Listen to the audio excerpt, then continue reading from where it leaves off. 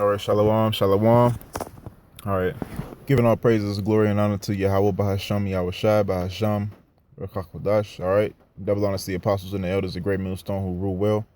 All right, who are worthy to be accounted. Double honors for teaching us this truth. All right, us in the know, us in the GMS camps.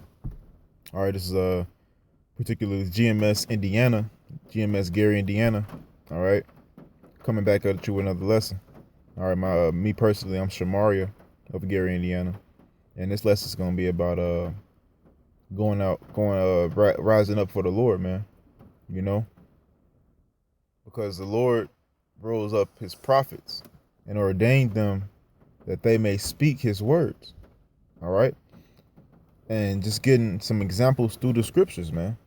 All right, because you gotta ask yourself, man. Actually, I had this Isaiah 6 lined up, but I just thought about the book of Psalms. He says, "Who will rise for me against the evildoers, man? Who will stand for me?" So you got to ask yourself, man, you see the world, all right, because everyone knows, man. Everybody knows that the world is a corrupt place. You know, it's not something that's new. You know, everybody sees how corrupt and filthy this place is, man. But the question you have to ask yourself, man, oh, what are you going to do about it? What can you do about it? Well, how can you make a difference?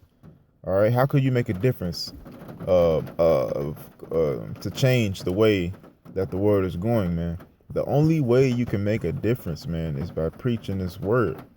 Because the kingdom of heaven is going to come regardless, you know, regardless, because it's prophecy. Prophecy is going to come to pass. All right. But to get saved, all right, to get delivered out of the ongoing destruction, man, you have to do the works of the Lord, man. You have to rise up for Him. You know, this is the book of Psalms. I believe it's the 93rd chapter.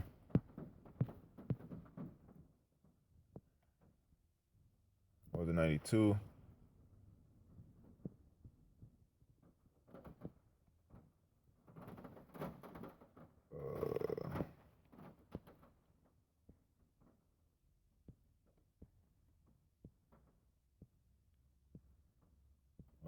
You know what? I'm gonna just type it in. I thought it was 93.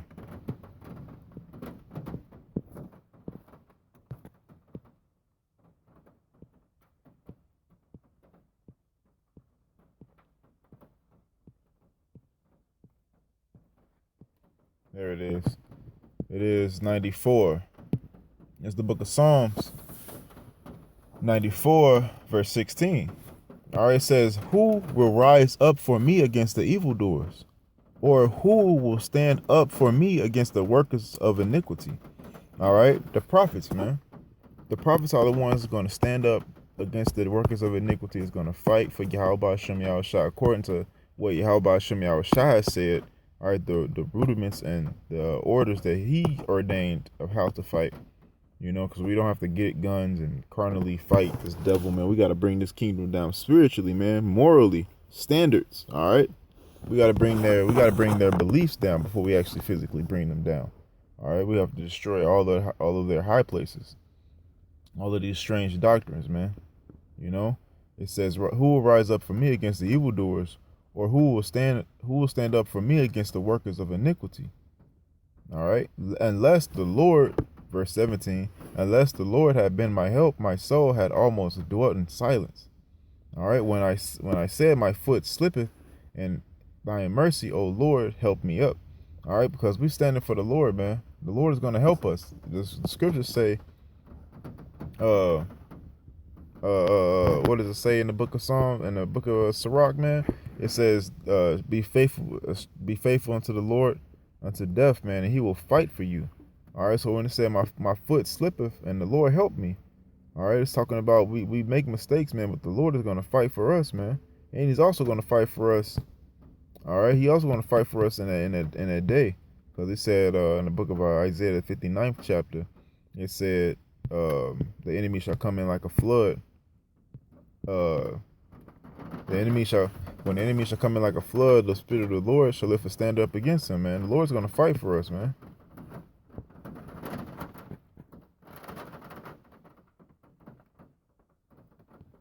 I think it says be faithful. Yeah. Ecclesiasticus chapter 4, verse 28. Strive for the truth unto death, and the Lord shall fight for thee. See, strive for the truth unto death, and the Lord is going to fight for you, man. But let me go back to the point. It says, who will rise up for me against the evildoers, or who will stand up for me against the workers of iniquity? All right. Let me tell you who. These are the ones that's going to fight. Book of Isaiah 6 and 8.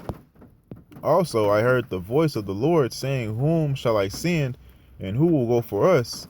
Then said I, here am I, send me. I just thought about it. Let me turn the airplane mode on real quick so I don't get any interruptions. Go on, let me read that over. So book of Isaiah chapter 6, verse 8. It says, also I heard the voice of the Lord saying, whom shall I send, and who will go for us? Then said I, here am I, send me. So that's the same thing that we said, man. When the ones that this word resonated with, man, the people that this word actually cleaved unto, all the guys, everybody that ran, all right, who ran with the word, who strived with it, who it resonated with in their spirit, man. This is what we said. We said, here am I, send me, O Lord. Verse 9, and he said, go and tell this people, hear ye indeed, but understand not, and see ye indeed, but perceive not. See, these people are not going to say what Isaiah said, man. These people are not going to say. When I say these people, I'm speaking on behalf of 2/3 of Israel, all right? Because Israel is the only nation that can serve Yahweh Ba'ashem Yahushua, which is what the world calls God and Jesus Christ. All right, their true names being Yahweh, what the world calls God, and Yahweh Shai, what the world calls Jesus Christ. All right. Only Israelites can serve the highest power and the higher power. All right. Only Israelites. So when I say these people, I'm referring to 2/3 of our people who are not gonna receive instruction and gonna be destroyed because of that, man. All right. This is Isaiah 6 and 9. And go. It said, and he said, go and tell this people, hear ye indeed, but understand not. So they're hearing it with their ears. With their fleshly ears, with their actual ears, they hear the words we're speaking, but they don't understand it.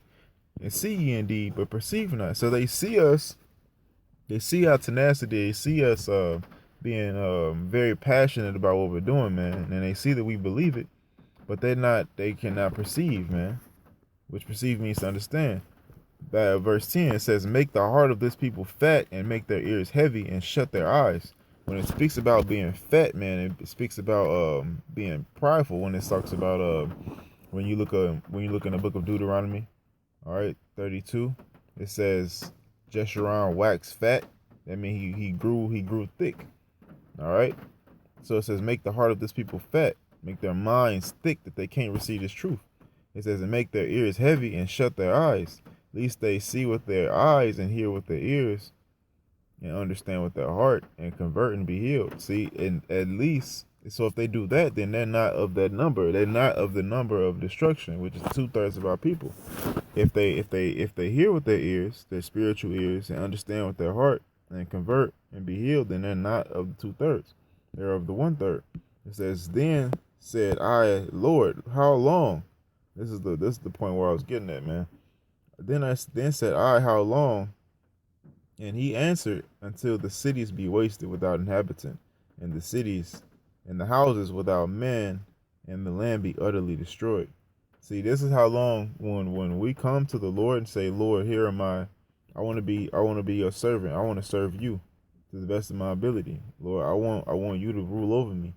When we make that pact, that agreement, all right, that covenant with the Lord, we're supposed to prophesy until the downfall of this kingdom. All right, or until we die, because the Lord, to Isaiah asks, how long shall I prophesy unto these people? It says, then I said, Lord, how long? And he answered, until the cities be wasted without inhabitant. All right, now put this in today's standard. When is the cities going to be wasted without inhabitant, man? All right, I'm gonna get it. In the same book. If you jump Isaiah. Get that. It says until the cities be wasted without inhabitant, man. If you jump to Isaiah 24, See, it says Isaiah 24 verse 8. It says, "And the mirth of tabrets ceaseth, the noise of them that rejoice endeth, the joy of the harp ceaseth." So this is talking about music, man. And it says the mirth of tabrets ceaseth, the joy, rejoicing, exhaustion. All right, the light, all the folly. All right, the feeling of joy, basically. All the feeling of joy is mirth, because you in this today, in this present life, man. These people want to just feel good, man. Feel joyous and be happy. That's all they want to do is be happy, man. They don't never want to feel sad. They don't like feeling sad. They don't know what feeling sad. They don't know what feeling sad represents or how to channel that emotion. All right. They don't know how to challenge that and make them stronger. All right. They just know they don't feel good. So they want to do the exact opposite of feeling sad. That's why it says the mirth ceases. Because in the day when the cities not when the houses are not inhabited, all right, when the cities are laid waste, these people are going to be very, very bitter. All right. It says the mirth of tabrets ceaseth, and the noise of them that rejoice endeth. And the noise of them that rejoice endeth. The joy of the harp ceaseth. They shall not drink wine with a song. Strong drink shall be bitter to them that drink it. All right, so they're not gonna drink the alcohol with a joyous spirit. They're gonna drink it with a heavy spirit, man, a spirit of blackness. All right, verse 10. It says, "The city of confusion is broken down, and every house is shut up, that no man may come in." See, the city of confusion is broken down. That's Babylon, man. Because when you go into the word Babylon, it means Babal, which is confusion. All right.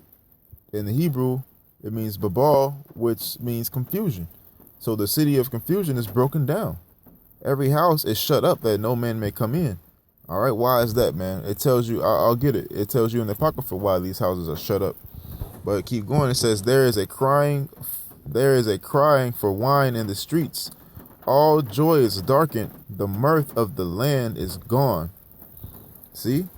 There is a crying for wine in the streets.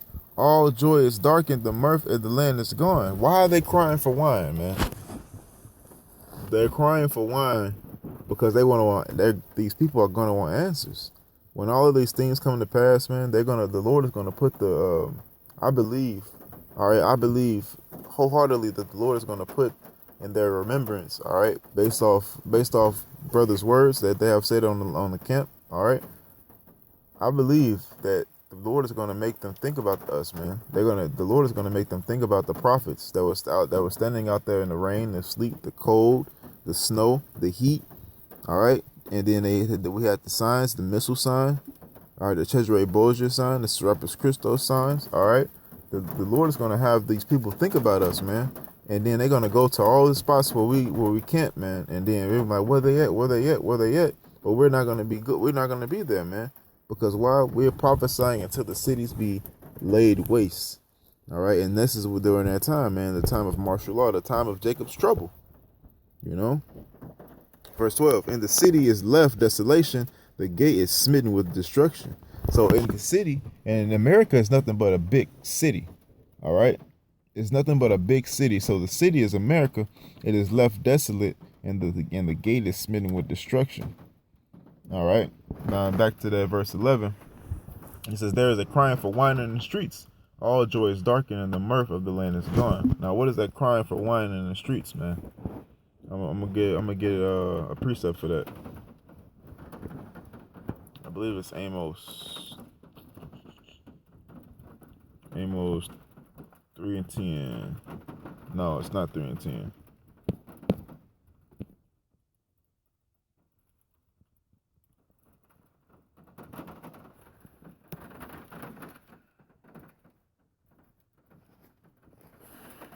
It talks about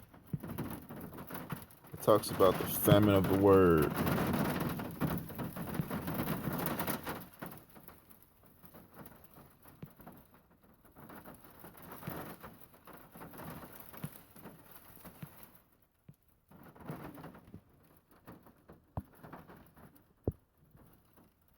Just type in famine word.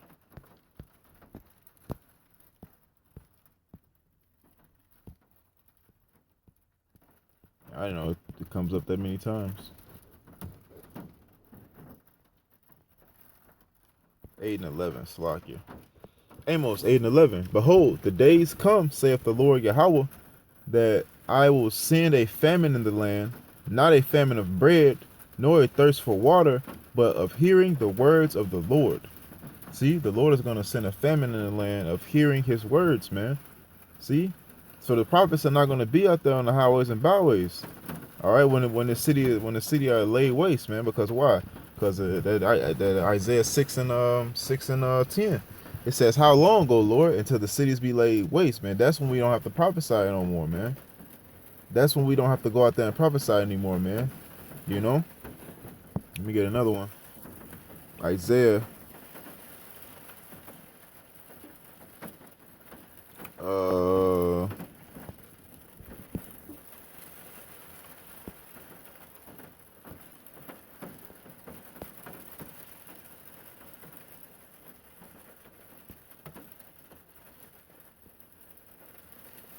Isaiah 55 verse 6.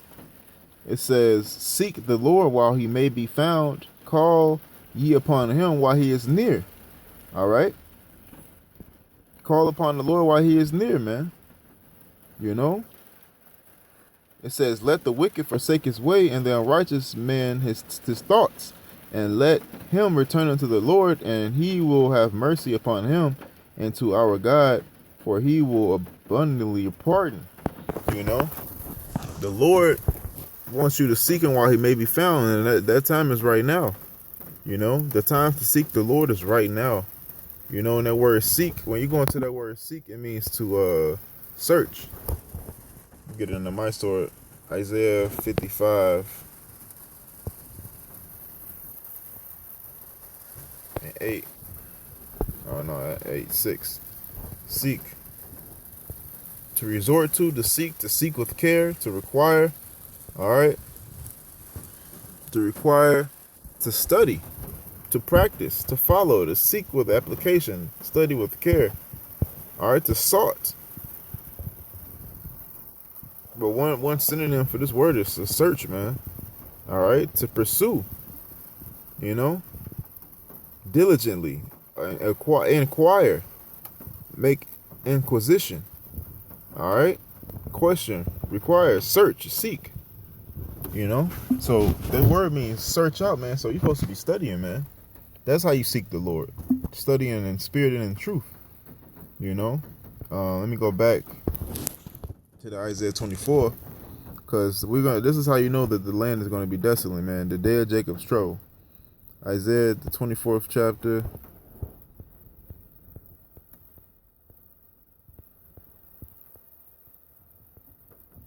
It says, Isaiah 24 and 10, "The city of confusion is broken down. Every house is shut up that no man may come in." This is the time when the gates are going to be smitten with destruction. This is that time. All right. This is the book of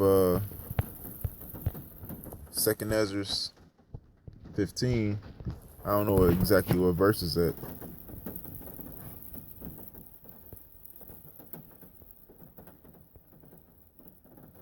I started at 14. 2nd Ezra 15:14. "Woe to the world and them that dwell therein, for the sword and their destruction draweth nigh, and one people shall stand up and fight against another with swords in their hands, for there shall be a sedition among men." See, the word sedition means an uprising, all right, or a riot or revolt. There should be a sedition among men. When you have a riot, man, you have one side against another. So men are going to stand up with swords in their hands, and the modern day sword is the gun. You know, so these people are going to be fighting in these streets, man. That's when the city is going to be laid waste. All right. And that's not it. There's more. It says, "In invading one another, they shall not regard their kings nor princes, and the course of their actions shall stand in their power." See, they're not going to regard the laws of this land anymore, man, because there are going to be no more police officers to enforce it. No one's going to enforce the law when the police leave, because the police have families of their own to tend to, man.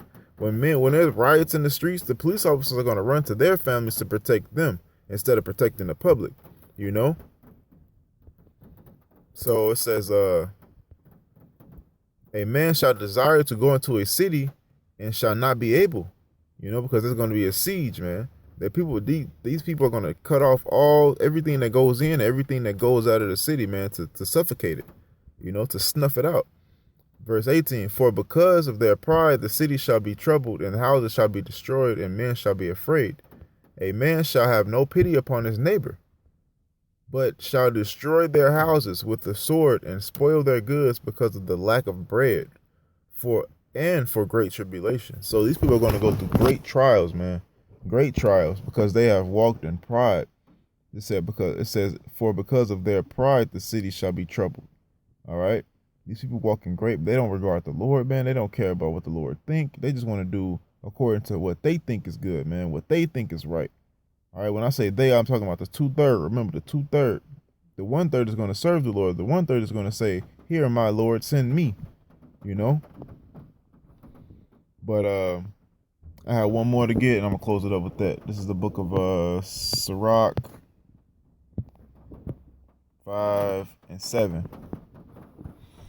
Sirach chapter 5 verse 7. Make no tarrying to turn to the Lord, and put not off from day to day, for suddenly shall the wrath of the Lord come forth. In thine security thou shalt be destroyed and perish in the day of vengeance. See, in thine security. So it's gonna come when you least expect it, man. When you safe and secure, then all of the things I just described unto thee is gonna come upon you, man. That's why I say make no tarrying and turn to the Lord. Don't wait.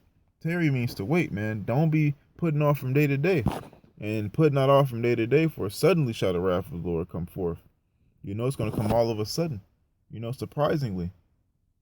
So that's the main message, man. Those who are of the 1/3, man, is gonna serve the Lord.